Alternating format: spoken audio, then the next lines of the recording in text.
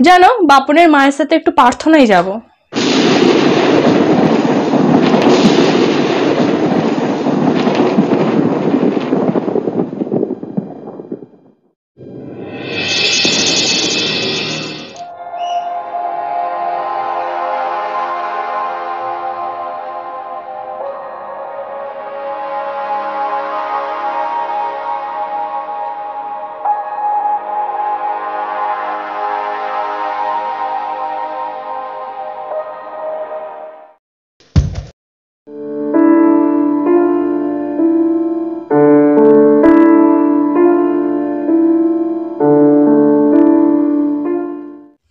জানো, বাপনের মায়ের সাথে একটু প্রার্থনায় যাব।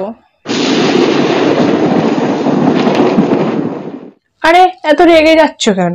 ভগবান তো সব একই, বলো। সব ভগবান যেখানে এক, তাহলে অপর ধর্মের প্রার্থনা করতে যাচ্ছ কেন?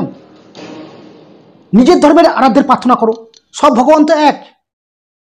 দেখো, তোমার সমস্ত চাওয়া পাওয়া আবদার পূরণের জন্য আমি কোনোই খামতি রাখিনি।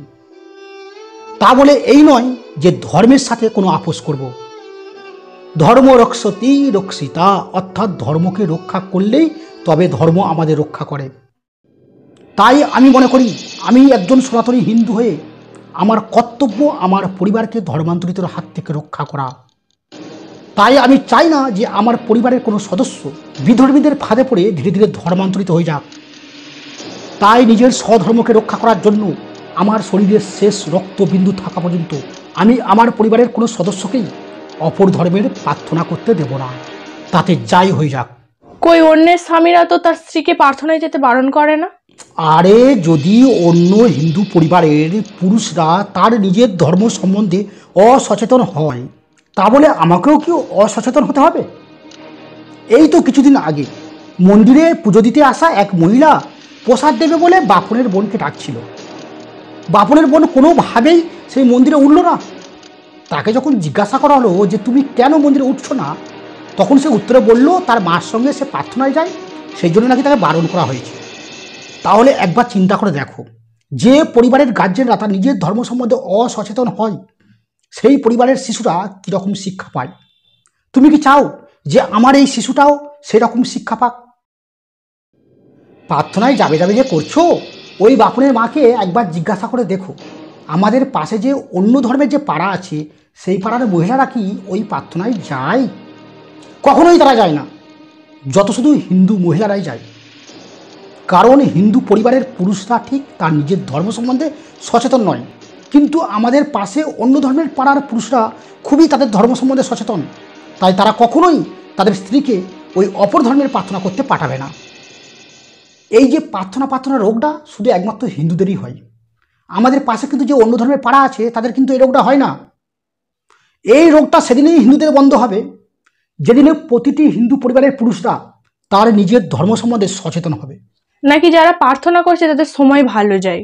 কেন, যারা প্রার্থনা করছে তাদের কি না খেটেই দিন চলে যাচ্ছে? আরে, গীতা বলছে কর্মেণ্য বাধি কারস্তে মা ফলেষু কদাচন, মা কর্ম ফল হেতুর ভূ মাতে সঙ্গ অস্ত অকর্মণি। অর্থাৎ আমরা কেউই কর্মফল হইতে মুক্তি পেতে পারি না, প্রত্যেককে তার নিজস্ব কর্মফল পেতে হবে। আর এই কর্মফল পেতে গিয়েই আমাদের জীবনে বেশিক্ষণ সুখ স্থায়ী থাকে না এবং বেশিক্ষণ দুঃখ স্থায়ী থাকে না। অর্থাৎ আমাদের জীবনটা জোয়ার ভাটার মতো, কখনো দুঃখ কখনো সুখ, অর্থাৎ কেউই স্থায়ী নয়। এবার যদি তুমি কোনো আরাধ্যের প্রার্থনা করো, যখন দুঃখ থেকে সুখ আসবে, মনে হবে যে আমি প্রার্থনাটা করছি বলেই হয়তো সুখটা এলো। আর এই মনের যে ভাবনা, এই বিশ্বাসের সুযোগটাই নিচ্ছে এই প্রার্থনা বাজেরা। যে দেবদেবীদের ডেকে আমাদের পূর্বপুরুষেরা উদ্ধার হয়ে গেল, যে দেবদেবীদের ডেকে আমরা এত বছর উদ্ধার হলাম, আর সেই দেবদেবীদের ভুলে আজকের অপর ধর্মের আরাধ্যের প্রয়োজন হয়ে গেল। এই তো অনেকের সেদিন অ্যাক্সিডেন্ট হলো, ওর মা প্রার্থনা করছিল বলে ছেলেটা তবু বেঁচে গেল। আরে বোকা, যদি প্রার্থনার এতই ক্ষমতা, তাহলে অ্যাক্সিডেন্টটাই হলো কেন? তখন তো অনেকের মা প্রার্থনা করতো। যে প্রার্থনা অনেকের অ্যাক্সিডেন্টটাই রুখতে পারলো না, সে অনেকের মৃত্যু রুখে দিল। যত সব হাস্যকর দাবি। শুনেছি প্রার্থনা করলে অনেক রোগ সেরে যায়। ও তাই নাকি? তাহলে করোনা মহামারীর সময় প্রার্থনাবাজেরা কোথায় ছিল? কেন বিজ্ঞানীরা কবে ভ্যাকসিন আবিষ্কার করবে সেই ভরসায় বসেছিল। এই তো কিছুদিন আগে বাপনকে বাপনের বাবা ডাক্তারখানায় নিয়ে গিয়েছিল। আসার সময় আমার সাথে দেখা। আমি জিজ্ঞাসা করলাম যে বাপনের কি হয়েছে। বলল যে সর্দির চাপে জ্বর হয়েছে। কই সেই জ্বরকে তো প্রার্থনা করে সারাতে পারলো না। আরে যেই জ্বরকে 2 টাকার প্যারাসিটামল সারিয়ে দিতে পারে, কিন্তু সেই জ্বরকেই প্রার্থনা সারাতে পারলো না। আর সেই প্রার্থনার এত ক্ষমতা আর জটিল রোগকে সারিয়ে দেবে? আরে প্রতিটা মানুষের জন্ম থেকে মৃত্যু পর্যন্ত অনেক রোগ আসে, আবার আপনিই সেরে যায়। এবার প্রার্থনা করলে সেটাকে গুরুত্ব দাও যে হয়তো প্রার্থনা করে সারছে, আর না প্রার্থনা করলে সেটাকে গুরুত্ব দাও না। এটাই তোফাত।